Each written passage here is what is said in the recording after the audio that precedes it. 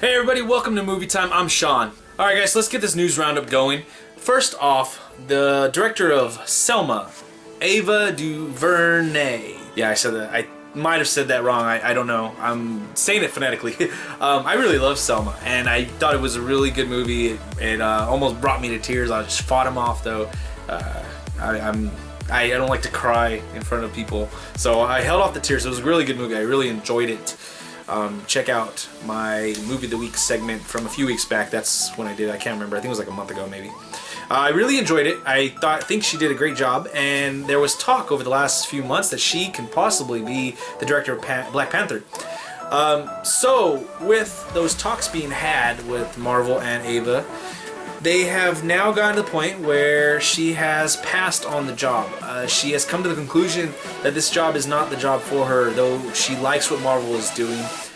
She wouldn't be able to go into the character or into the story the way she would want to, and it's not gonna meld well with what Marvel's trying to do with their whole cinematic universe, which I understand, and I'm happy that she decided this now, not 6 months from now when they're deep into filming or they've already hired her on. I'm glad that she did this now. I'm glad. I respect her opinion, especially because she's doing this before. It's like, oh, I got second thoughts now. She's doing this she's thinking about it, and I appreciate that. I think she's a very talented director. Black Panther would have been great to have her to really explore this universe, this movie where I know I don't want to make it too much about race, but this is about race. This is, in a sense, it's about race. It's the first lead act, that I can think of other than Blade years ago, black lead superhero. So I mean, this would have been good for her to be in this movie, and at the same time, a white guy or an Asian or a guy or a girl or anybody else could direct this film, and they could probably do a great job as well. But I think seeing what I saw in Selma and how she was able to hit those tones, I thought she would have been able to do the same type of thing with this film, Black Panther. So as I am sad that she's not going to be directing it, I am happy and proud of her for sticking to her guns. She wants to keep her artistic credibility and not be pushed into a story where you might have a little wiggle room, but you might not have a ton of wiggle room. So I respect her for that. Going on to my next topic, which is another Marvel topic. Wesley Snipes is over at Comic-Con. He's promoting The Player, and he has had an interview, and he claimed that he has met with Marvel, and they have spoken about the revival of Blade. Now, I thought he was great as Blade. I think that he has credibility in him playing a character like that with his actual background in martial arts. I mean, he's not like Jet Li or Jackie Chan or Bruce Lee or anything like that. I don't think he is, but I mean, he has a legitimate background in martial arts, so he can do some of the stuff that we see in the movies, and I enjoy that and I like that. And if he were to play Blade again in some kind of venture with maybe the Netflix arena of these Marvel properties, like they're doing with Daredevil, I think that would fit perfectly in that arena, that avenue. I think it would fit great because that's a little darker, a little bit more bloody, realistic, even though it is about vampires and that's not totally realistic, but it would have the grittiness that they'd be capable of showing. They can't really show Blade and the hard R in the Marvel Cinematic Universe on the big screen because you have to keep this certain tone, which is PG-13, which is a little bit of lightheartedness, and you can't really do that with Blade. So again, let me say, with this whole topic right here, this is Wesley Snipes saying he met with Marvel. If he did, that's great. If Marvel wants to bring back Blade, that's even better. If they want to do it with Netflix, with the other shows, that's awesome. If they bring back Wesley Snipes, I'm ecstatic. So this is great news. But again, this is Wesley Snipes saying this, and he just got out of prison a couple years ago, a year and a half ago, 2 years ago, and maybe he needs a paycheck, maybe something like that. Maybe he's trying to put ideas in people's heads and make him in demand. So I don't know. Take it with a grain of salt. It's not been confirmed, but that's that for you. And continuing with the Marvel news, I think this whole episode is Marvel news, just about. It's Marvel Cinematic Universe Mania, I guess.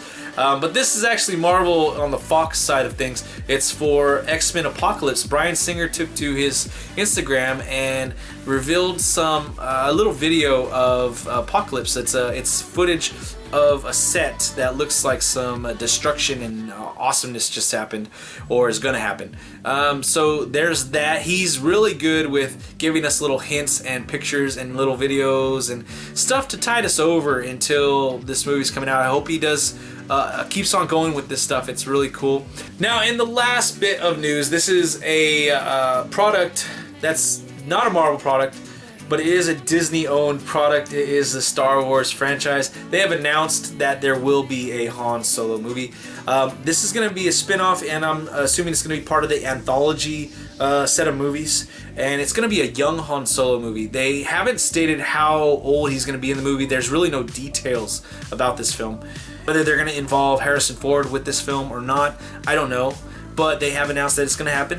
They've announced the directors, which are going to be Christopher Miller and Phil Lord. You guys know them from 21 Jump Street and the Lego Movie. And this movie's coming out May 28th, 2018. So this is great news for Star Wars fans who've wanted that Han Solo movie. I like Star Wars, I've said this before, but I'm not over the moon about it. So I'm really cool. It's really cool news. Happy about it. And I hope to get more cool news like this about future Star Wars movies. Alright guys, now on to the trailer segment of the week. This week there was really only one trailer that caught my attention. It's called The Finest Hours, starring Chris Pine, Giovanni Ribisi's in there, and a few other people, Eric Bana. Quite a few people in this movie. It looks pretty interesting. It's about the Coast Guard, National Guard, Coast Guard, and it's based on a true story, going to save some wrecked ship. It looks really interesting. It looks tension-filled, and I'm pretty excited about this one. I want to see another trailer maybe, but I am really interested in this one. It's got me hooked already. No boat pun intended. Going from there, let's jump on to what's in theaters this weekend. In theaters this weekend is a few movies that I'm interested in. Ryan Reynolds has a movie coming out this week called Selfless. Ryan Reynolds is a great actor. He does not, but he doesn't pick his movies the best. This one's Selfless. You would think it's a good pick because there's a pretty good cast in here, but I'm hearing not so great reviews about this one. Selfless is it's something that interests me. I'm not going to see it in theaters, but it looks interesting, and I like Ryan Reynolds. He's very charismatic, and he definitely does a good job, pulling you into his character, his films. But like I said, I'm not hearing great things about it. So that's coming out this week. Also coming out this week is a horror movie that I've been seeing a ton of marketing for that I really don't care for. One of the most notable trailers for this one talks about all these other serial killer, like big hero, big villains in the horror industry, like Freddy, and what kind of weapons they use. This one, it says like the Gallows guy, whatever his name is, and he uses a noose. So there is that movie, The Gallows. And then last but not least, I think this one has a chance to win the box office this week, knock out Inside Out and Jurassic World, is the movie Minions. Now, I liked Despicable Me. I liked Despicable Me 2, but I don't really care for the Minions. They don't do it for me. I can't imagine watching a whole movie of just hearing that gibberish all freaking the whole time. I can't imagine it. So I am not going to be seeing this movie, and I don't know if I will be seeing it when it comes out on Blu-ray unless I hear great things about it. And I haven't heard anything about it yet, so that's that. So that's what's going to be in theaters this week. If you have a family, go watch the Minions. If you want to see your horror movies, take a date, go watch The Gallows. And Selfless, if you're a fan of Ryan Reynolds or Ben Kingsley, go check that one out. Alright guys, now it's time for Movie of the Week. This week's Movie of the Week was Kingsmen The Secret Service. This movie's based on the graphic novel The Secret Service. I've been hearing really good things about it. Matthew Vaughn directed it. He directed X-Men First Class. I like what he does behind the camera. I'm a fan of him. I'm quickly becoming a fan of him. And that's not, this movie's no exception of that. I got into this movie hearing good things, and throughout the movie I enjoyed it. I thought there were bits and parts of it that were funny. They were very interesting. The action was good. Colin Firth, I was very surprised. I still don't believe that was him in the action, the fight scenes, but they had some good stuff, and they made the if it wasn't him, if they made it look exactly like him, whoever the stunt double was. I really enjoyed the film. It's not something like Oscar bait. It's an action film. It's a hero film. Maybe not superhero, but it's like a James Bond spy hero type of film. Definitely a little gorier than I expected. More curse words. They showed a butt in there, a woman's butt, a nice one. So I imagine this was rated R. I do not recall looking at what the rating was, but it was more than I expected, and I'm happy because usually these movies nowadays, they really want to keep the audience and get that PG-13 rating so they can make more money.